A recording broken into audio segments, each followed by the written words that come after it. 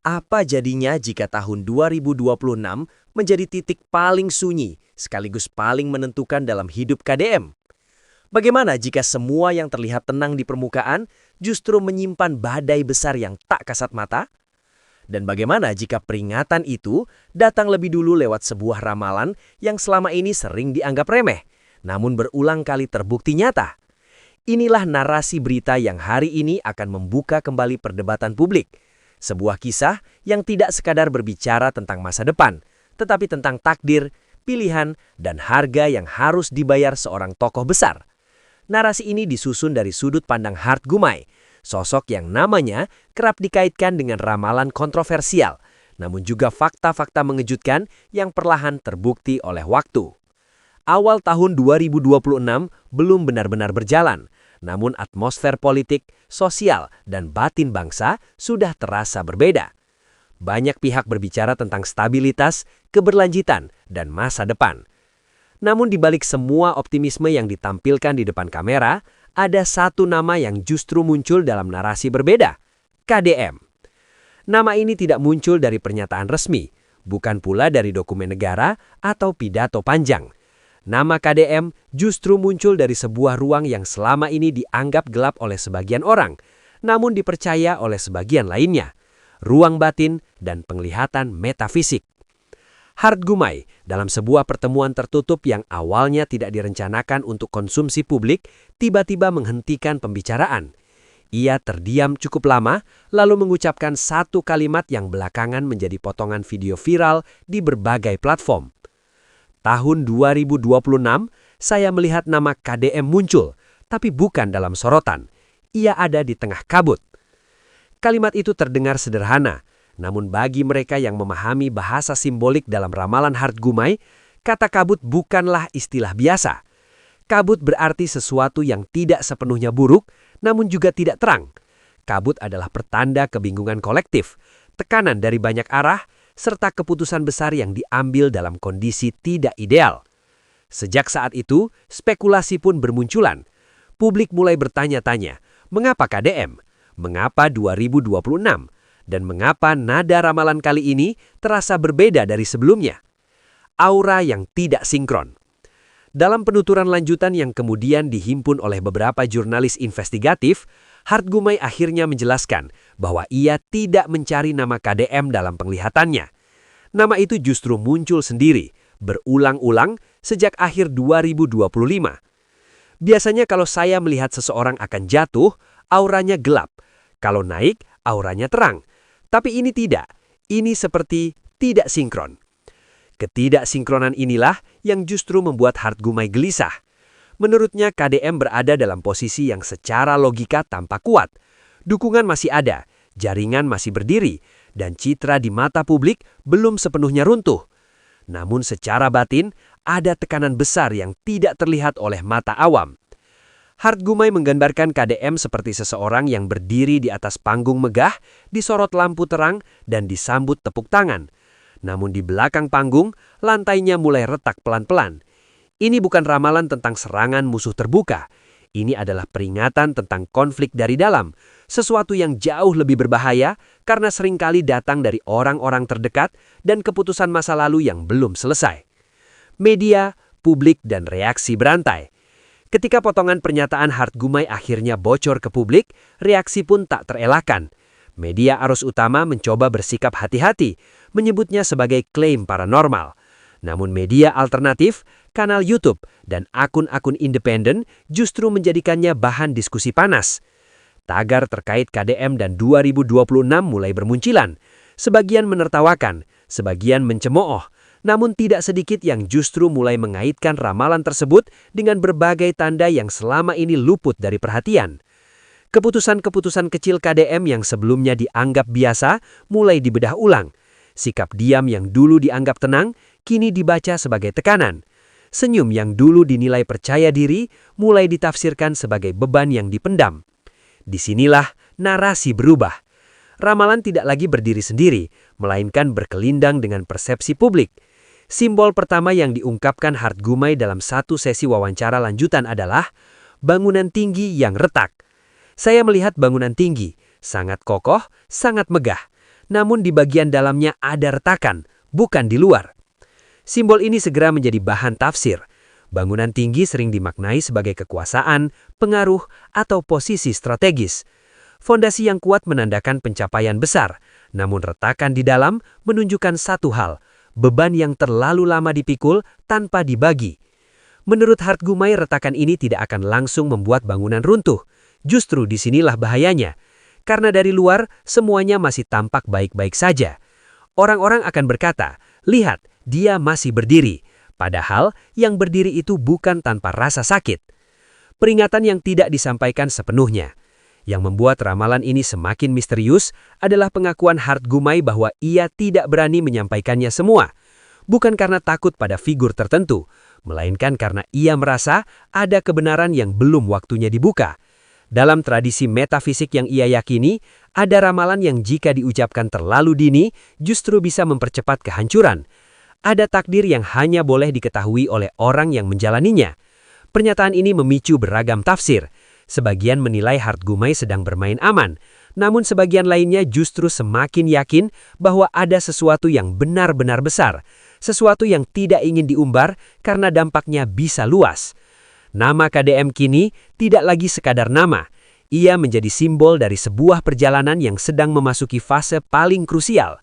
Apakah 2026 akan mencatat KDM sebagai korban keadaan ataukah sebagai sosok yang sengaja memilih jalan sunyi? Satu hal yang pasti, menurut Hartgumai, tahun itu tidak akan berlalu biasa-biasa saja.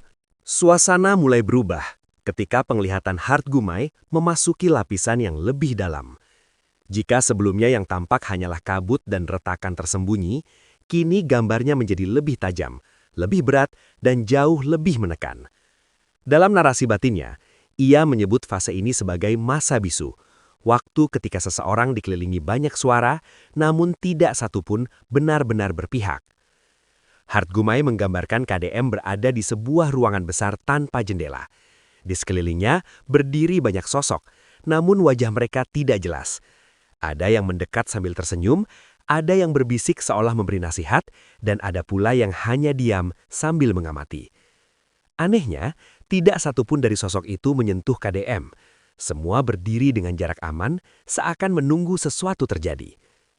Ini bukan serangan terbuka, ujar Hartgumai pelan. Ini tekanan perlahan, menguras, bukan menghantam. Tekanan itu, menurutnya datang dari berbagai arah sekaligus. Ekspektasi publik, tuntutan lingkungan, serta janji-janji lama yang kembali menagih. Di titik ini, KDM digambarkan bukan sebagai sosok lemah, melainkan seseorang yang terlalu lama menahan beban sendiri. Justru karena kekuatannya itulah, ia jarang mengeluh, jarang membuka diri, dan jarang menyadari bahwa retakan di dalam semakin melebar. Yang mengejutkan, Hartgumai menyebut adanya satu energi dominan yang berbeda dari lainnya. Energi ini tidak terasa agresif, tidak pula gelap, justru terasa tenang, rapi, dan terkontrol. Namun di balik ketenangan itu, tersimpan niat yang tidak sepenuhnya lurus. Energi inilah yang kemudian ia sebut sebagai figur bayangan. Figur ini tidak berdiri di depan KDM. Ia berada sedikit di belakang, cukup dekat untuk mempengaruhi, namun cukup jauh untuk menghindari sorotan. Dalam penglihatan Hartgumai, figur bayangan ini sering mengangguk setuju, sering tampak mendukung, namun jarang benar-benar berdiri di garis depan ketika tekanan datang. Ini bukan musuh yang membenci, kata Hartgumai. Ini orang yang merasa paling tahu, paling benar, dan paling berhak menentukan arah. Narasi ini membuat banyak pihak terdiam. Pasalnya, figur bayangan seperti ini seringkali justru paling sulit dikenali. Ia bukan lawan politik, bukan pula pesaing terbuka. Ia adalah bagian dari lingkaran, dari sistem, dari struktur yang selama ini dianggap aman. Di titik inilah, ramalan mulai terasa tidak lagi abstrak. Beberapa pengamat mulai mengaitkannya dengan dinamika nyata yang perlahan muncul ke permukaan. Ada keputusan-keputusan KDM yang terlihat ragu, ada perubahan sikap yang terasa halus namun konsisten, dan ada jarak emosional yang mulai terbaca oleh mereka yang jeli mengamati. Hartgumai menekankan satu hal penting, tekanan ini tidak akan meledak sekaligus. Ia datang bertahap, seperti air yang merembas masuk ke celah-celah kecil. Awalnya tidak terasa, namun ketika disadari, sebagian ruang sudah tergenang. Dalam satu penglihatannya yang paling kuat, Hart Gumai melihat KDM menatap cermin. Pantulan di cermin itu tidak rusak, tidak menyeramkan. Namun mata yang menatap balik tampak lelah. Bukan lelah fisik, melainkan lelah karena terlalu lama berpura-pura baik-baik saja. Ada rasa ingin berhenti, ucapnya lirih. Bukan menyerah, tapi berhenti dari kebisingan. Keinginan ini, menurut Hart Gumai, akan menjadi awal dari konflik batin terbesar KDM di 2026. Di satu sisi, ada tanggung jawab besar yang tidak bisa ditinggalkan begitu saja. Di sisi lain, ada dorongan kuat untuk mengambil jarak, menepi, dan menyelamatkan diri sebelum semuanya runtuh dari dalam. Menariknya, publik justru tidak akan langsung melihat konflik ini. Di permukaan, KDM masih tampil tenang, terukur, dan penuh perhitungan. Tidak ada ledakan emosi, tidak ada pernyataan kontroversial. Justru, sikap inilah yang kelak disalahartikan. Hart Gumai melihat bahwa pada fase ini, narasi tentang KDM mulai dibentuk oleh pihak lain. Kata-kata dipelintir, diam ditafsirkan sebagai pengakuan, dan kehati-hatian dianggap sebagai kelemahan. Media sosial menjadi arena di mana persepsi lebih cepat menyebar daripada fakta. Ini masa ketika kebenaran kalah cepat, bukan kalah kuat, tapi kalah waktu. Di tengah semua itu, figur bayangan semakin aktif, bukan dengan tindakan mencolok, melainkan dengan saran-saran kecil yang tampak rasional. Saran untuk menunda, saran untuk diam, saran untuk membiarkan keadaan mereda sendiri. Padahal menurut penglihatan Hart Gumai, justru penundaan inilah yang mempersempit ruang gerak KDM. Ada satu momen kunci yang ia lihat dengan sangat jelas. Sebuah pertemuan tertutup, berlangsung singkat, namun meninggalkan bekas panjang. Dalam pertemuan itu, KDM mendengar sesuatu yang membuatnya terdiam lama. Tidak marah, tidak membantah, hanya diam. Diam inilah yang kemudian menjadi titik balik batin. Sejak saat itu, kata Hart Gumai, ia mulai berpikir bukan tentang bagaimana bertahan, namun tentang apa yang harus dilepaskan. Pemikiran ini tidak langsung berbuah tindakan. Ia disimpan, dipendam, dan hanya muncul sesekali dalam bentuk keraguan. Namun alam menurut Hart Gumai tidak pernah membiarkan keputusan besar tertunda terlalu lama. Tanda-tanda mulai bermunculan, gangguan kecil, kesalahpahaman, dan tekanan publik yang meningkat. Semua seolah mengarahkan KDM pada satu kesimpulan yang sama, bahwa mempertahankan segalanya justru beresiko menghancurkan lebih banyak hal. Di fase ini, ramalan Hart Gumai menjadi semakin sunyi. Ia jarang berbicara ke publik, seolah menunggu sesuatu mencapai titik tertentu.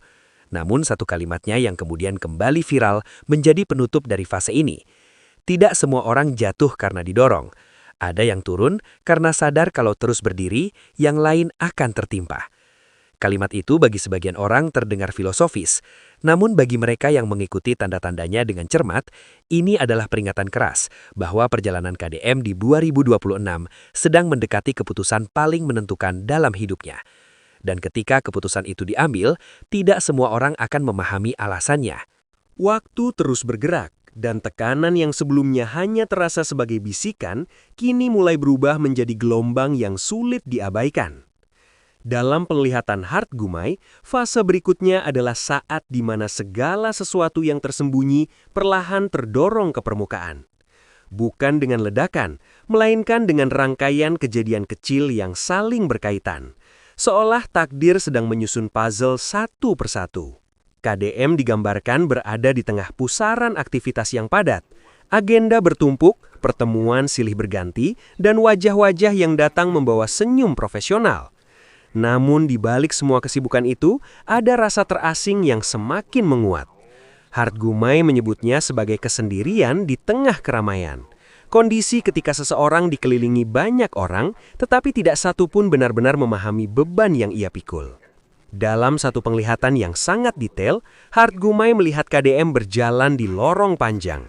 Dindingnya dipenuhi bayangan peristiwa masa lalu, keputusan yang pernah dipuji, langkah yang sempat menuai kontroversi, serta janji-janji yang diucapkan dengan niat baik, namun kini menuntut konsekuensi. Setiap langkah terasa berat. Bukan karena ragu, melainkan karena sadar bahwa setiap pintu yang dilewati akan menutup kemungkinan untuk kembali. Ini fase perhitungan, ujar Hart Gumai, bukan dengan orang lain, tapi dengan diri sendiri. Pada titik ini, tekanan dari luar mulai berubah bentuk.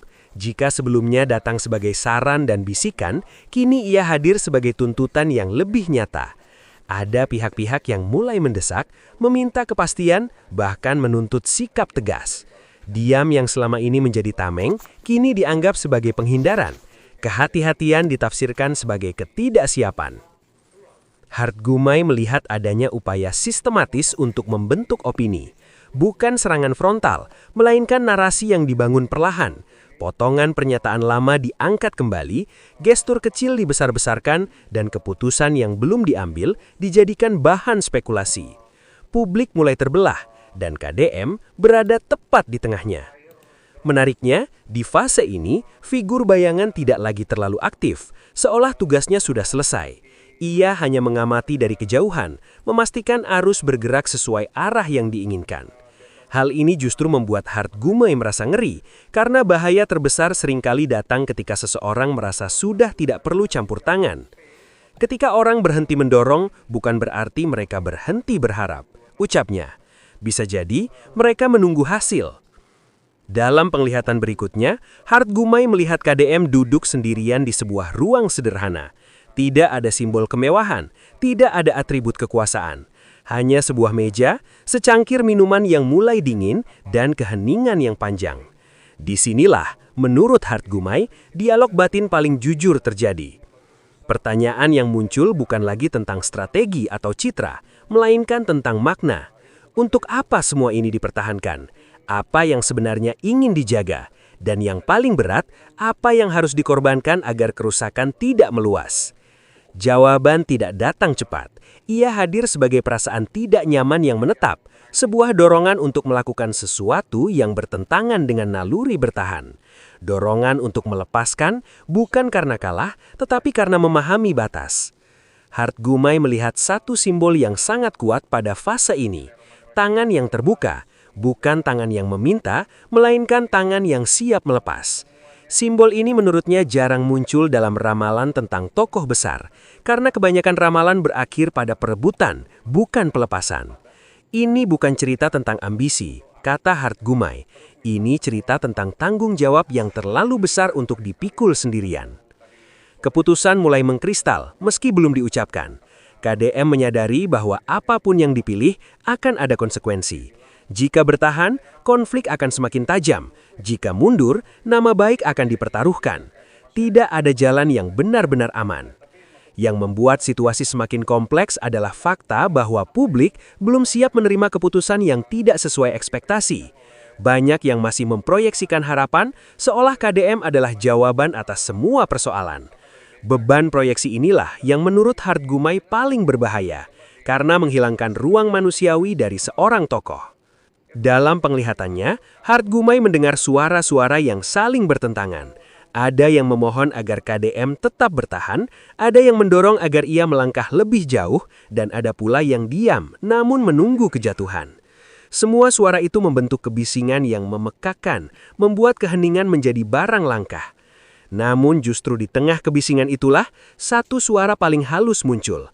Suara yang tidak berteriak, tidak memaksa. Suara yang bertanya sederhana, apa yang akan terjadi jika kamu berhenti sejenak? Pertanyaan ini menjadi kunci. Hart Gumai melihat bahwa sejak saat itu, KDM mulai mengambil jarak emosional. Bukan menarik diri dari tanggung jawab, melainkan menciptakan ruang untuk berpikir jernih. Langkah-langkah kecil diambil, komunikasi diperketat, dan sikap menjadi lebih selektif. Sayangnya, jarak ini kembali disalahartikan. Publik yang haus kepastian menilai perubahan ini sebagai tanda ketidakpastian. Kritik semakin keras dan tekanan moral meningkat. KDM menjadi subjek perdebatan, bukan lagi karena apa yang ia lakukan, tetapi karena apa yang ia tidak lakukan. Inilah ujian sebenarnya, bukan ketika diserang, tetapi ketika disalahpahami. Dalam fase ini, ramalan Hart Gumai mencapai nada paling serius. Ia menyebut bahwa keputusan besar sudah sangat dekat dan dampaknya akan mengejutkan banyak pihak. Namun ia juga menegaskan satu hal, keputusan ini bukan hasil paksaan. Tidak ada tangan yang menariknya turun, ucapnya tegas. Langkah itu menurut Hart Gumai akan terlihat seperti kemunduran di mata sebagian orang. Namun dalam tatanan yang lebih besar, ia justru berfungsi sebagai penahan benturan. Sebuah tindakan yang mencegah kerusakan lebih luas meski harus mengorbankan posisi dan citra. Menjelang akhir fase ini, satu gambaran terakhir muncul. Cahaya yang meredup bukan padam. Cahaya itu tidak lagi menyilaukan, tetapi cukup untuk menerangi jalan ke depan. Jalan yang tidak ramai, tidak penuh sorak, namun lebih jujur. Dan di sanalah, menurut Hartgumai, KDM akan berdiri di ambang keputusan yang tidak akan dipahami semua orang, tetapi akan dikenang oleh waktu. Keputusan itu akhirnya tidak lagi bisa ditunda. Dalam penglihatan Hartgumai, momen ini datang bukan dengan dentuman besar, melainkan dengan keheningan yang ganjil, seolah semesta menahan napas. Tidak ada tanda dramatis, tidak ada peristiwa tunggal yang bisa dijadikan kambing hitam. Yang ada hanyalah rangkaian kecil keadaan yang saling mengunci, membuat satu langkah terasa tak terelakkan. KDM digambarkan berdiri di ambang ruang terbuka, tempat angin berhembus pelan namun konstan. Angin itu bukan badai, tapi cukup kuat untuk menggerakkan arah. Hartgumai menafsirkan angin sebagai dorongan tak kasat mata, bukan paksaan, melainkan ajakan untuk jujur pada diri sendiri. Pada fase ini, beban yang selama ini dipikul mulai terasa berbeda, bukan semakin berat, justru semakin jelas bentuknya. Ketika keputusan itu akhirnya tidak lagi bisa ditunda. Dalam penglihatan Hartgumai, momen ini datang bukan dengan dentuman besar, melainkan dengan keheningan yang ganjil, seolah semesta menahan napas. Tidak ada tanda dramatis, tidak ada peristiwa tunggal yang bisa dijadikan kambing hitam. Yang ada hanyalah rangkaian kecil keadaan yang saling mengunci, membuat satu langkah terasa tak terelakkan. KDM digambarkan berdiri di ambang ruang terbuka, tempat angin berhembus pelan namun konstan. Angin itu bukan badai, tapi cukup kuat untuk menggerakkan arah. Hartgumai menafsirkan angin sebagai dorongan tak kasat mata, bukan paksaan, melainkan ajakan untuk jujur pada diri sendiri. Pada fase ini, beban yang selama ini dipikul mulai terasa berbeda, bukan semakin berat, justru semakin jelas bentuknya. Ketika sesuatu sudah jelas, ujar Hartgumai, yang paling menyakitkan bukan mengambil keputusan, tapi menunda keputusan itu. Tanda-tanda eksternal mulai berbarengan muncul, agenda yang tiba-tiba berubah, pertemuan yang mendadak dibatalkan, dan komunikasi yang terasa lebih formal daripada sebelumnya. Bagi publik, ini mungkin terlihat biasa, namun bagi KDM, setiap perubahan kecil terasa seperti potongan pesan yang menyusun satu makna besar. Ruang bergerak semakin sempit. Dalam satu penglihatan yang paling detail, Hartgumai melihat KDM menuliskan beberapa kata di atas kertas. Tulisan itu rapi, berhati-hati dan dihapus beberapa kali sebelum akhirnya dibiarkan. Ia tidak melihat isi tulisannya, namun merasakan bobotnya. Ini bukan surat biasa. Ini adalah bentuk penerimaan atas kenyataan yang selama ini coba dinegosiasikan. Pada saat yang sama, figur bayangan kembali muncul, bukan untuk mendorong, melainkan untuk memastikan. Ia berdiri agak jauh, memperhatikan tanpa ekspresi. Tidak ada lagi saran, tidak ada lagi bisikan. Diamnya justru terasa sebagai persetujuan dingin, seolah berkata, akhirnya kamu sampai di sini. Hartgumai menekankan bahwa momen ini bukan tentang kalah atau menang. Ini tentang mengambil alih kendali atas akhir sebuah fase. KDM, menurut penglihatannya, tidak ingin menjadi korban narasi. Jika sebuah cerita harus berakhir, ia memilih untuk menutupnya dengan caranya sendiri. Ketika keputusan itu akhirnya diambil, reaksi publik datang lebih cepat dari yang diperkirakan. Spekulasi meledak, opini bertabrakan dan berbagai tafsir muncul bersamaan. Ada yang menyebut ini sebagai kemunduran, ada yang menilainya sebagai manuver, dan tidak sedikit yang menudingnya sebagai tanda kelemahan. Hartgumai melihat satu simbol yang sangat kontras pada fase ini. Dua kerumunan yang berlawanan arah. Satu kerumunan bergerak maju dengan suara keras, penuh keyakinan. Kerumunan lain bergerak pelan, lebih kecil namun tenang. KDM tidak berdiri di tengah-tengah. Ia memilih berdiri di luar, mengamati keduanya dengan jarak yang sama. Ketika semua orang ingin kamu memilih sisi, kata Hartgumai, kadang pilihan paling berani adalah tidak menjadi milik siapapun. Tekanan moral meningkat. Mereka yang dulu mendukung mulai bertanya-tanya.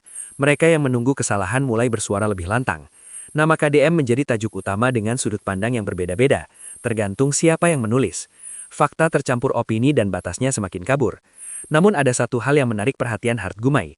Di tengah semua kegaduhan, aura KDM justru berubah, bukan menjadi lebih gelap, melainkan lebih tenang. Ini bukan ketenangan yang lahir dari kemenangan, tetapi dari kelegaan setelah kejujuran. Kelegaan karena tidak lagi memikul sesuatu yang bukan sepenuhnya miliknya. Dalam penglihatan lanjutan, Hartgumai melihat KDM berjalan menjauh dari sorotan, bukan melarikan diri, tetapi menepi. Jalannya tidak tergesa-gesa, langkahnya mantap. Setiap langkah seolah menutup satu pintu lama, sekaligus membuka kemungkinan yang belum bernama. Banyak orang mengira cahaya hanya ada di panggung, padahal ada cahaya yang justru terlihat jelas ketika kamu keluar dari sana. Fase ini juga memperlihatkan konsekuensi nyata. Ada hubungan yang merenggang, ada kepercayaan yang diuji, dan ada reputasi yang harus ditanggung risikonya. Tidak semua orang akan memaafkan, tidak semua orang akan memahami. KDM, menurut ramalan, sudah menyadari itu sejak awal. Yang jarang disadari publik adalah satu hal. Keputusan ini mencegah benturan yang lebih besar. Hartgumai melihat garis waktu alternatif. Jika KDM bertahan lebih lama, konflik akan memuncak, dan dampaknya akan jauh lebih luas. Dalam konteks ini, langkah yang tampak sebagai pengurangan peran justru berfungsi sebagai rem. Simbol berikutnya yang muncul sangat kuat. Api yang dipadamkan sebelum membesar. Api itu belum sempat membakar, namun cukup panas untuk melukai. Dengan memadamkannya lebih awal, luka besar berhasil dihindari, meski bekas hangus kecil tetap ada. Tidak semua pahlawan datang membawa bendera, kata Hartgumai pelan. Ada yang datang membawa ember air. Waktu berjalan dan narasi publik perlahan berubah, dari reaksi emosional menuju analisis, dari tudingan menuju pertanyaan. Beberapa pihak mulai melihat pola yang sebelumnya luput. Keputusan-keputusan KDM yang dulu tampak janggal, kini mulai terasa masuk akal jika disusun ulang. Namun perubahan persepsi ini tidak instan. Ia datang bertahap, seperti fajar yang naik perlahan. Masih ada yang menolak, masih ada yang bertahan pada tafsir lama. Hartgumai menilai ini wajar, tidak semua kebenaran diterima pada saat yang sama. Menjelang akhir fase ini, satu gambaran terakhir muncul dengan sangat jelas. Sebuah jalan panjang tanpa penonton. Jalan itu tidak sepi, namun sunyi. Di kejauhan terlihat titik cahaya kecil, bukan tujuan akhir, melainkan penanda bahwa perjalanan belum selesai. Hartgumai menutup penglihatannya dengan satu kalimat yang kemudian ia simpan lama sebelum diucapkan ke publik. Ada peran yang hanya bisa dijalani ketika kamu berani melepaskan peran lama. Kalimat itu bagi sebagian orang mungkin terdengar abstrak, namun bagi mereka yang memahami konteksnya, ini adalah penegasan bahwa apa yang terjadi pada KDM bukanlah akhir. Ini adalah peralihan, dari sorotan ke ruang di balik layar, dari panggung ke ruang di balik layar. Dan di sanalah, takdir KDM memasuki babak yang tidak semua orang akan perhatikan, tetapi akan terasa dampaknya. Waktu kemudian membuktikan bahwa keheningan pasca keputusan justru menjadi ruang paling jujur untuk membaca arah takdir. Setelah gelombang reaksi mereda, meski tidak sepenuhnya hilang, yang tersisa adalah jeda panjang. Jeda inilah yang oleh Hartgumai disebut sebagai masa penilaian sunyi, ketika sejarah mulai menyusun catatan dengan tinta yang tidak terlihat oleh mata hari ini. KDM tidak menghilang. Ia juga tidak tampil untuk membela diri. Dalam penglihatan Hartgumai, ini adalah pilihan sadar, membiarkan waktu bekerja tanpa intervensi. Ada fase dalam hidup seseorang ketika pembelaan hanya akan memperkeruh, dan klarifikasi justru menambah kebisingan. Di titik ini, diam bukan berarti menyerah, melainkan memberi ruang bagi kebenaran untuk menemukan jalannya sendiri. Aura KDM berubah menjadi lebih stabil, tidak lagi terombang-ambing oleh opini yang berganti setiap jam. Hartgumai melihat simbol air yang tenang setelah hujan panjang. Permukaannya masih beriak kecil, namun dasar airnya sudah jernih. Ini menandakan proses pemulihan batin, bukan pemulihan citra. Pemulihan yang tidak dipamerkan, namun terasa. Ada orang yang pulih dengan sorotan, ujar Hartgumai. Ada yang pulih dengan keheningan. KDM termasuk yang kedua. Seiring waktu, satu persatu konsekuensi mulai menunjukkan wujudnya. Ada keputusan yang ternyata mencegah konflik lanjutan.